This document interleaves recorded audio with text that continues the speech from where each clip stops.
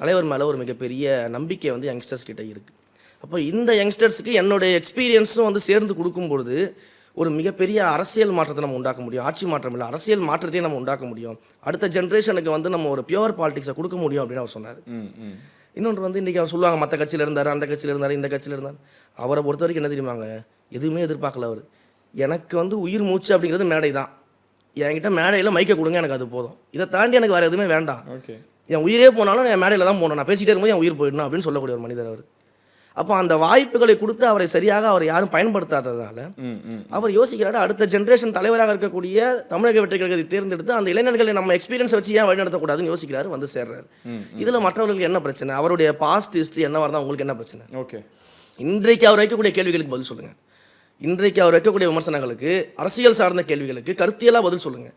அவருடைய பாஸ்ட்டை பற்றி பேசுகிறது, அவர் மீது தனிப்பட்ட விமர்சனத்தை தொடுக்கிறது, அவதூறான வார்த்தைகள் பேசுகிறது, குறைந்தபட்சம் அவர் வயதிற்கான மரியாதையை கொடுக்கணும். அவருடைய உங்களுடைய வயது வந்து அவருடைய எக்ஸ்பீரியன்ஸ் அரசியலில், அவருடைய பேச்சாற்றல். அப்போ அதற்கான மரியாதையை கொடுக்கணும். அந்த மரியாதையை நீங்கள் கொடுக்க தவறுனீங்கன்னா மக்கள் உங்களுக்கான மரியாதையை கொடுக்க மாட்டாங்க. புரியுது.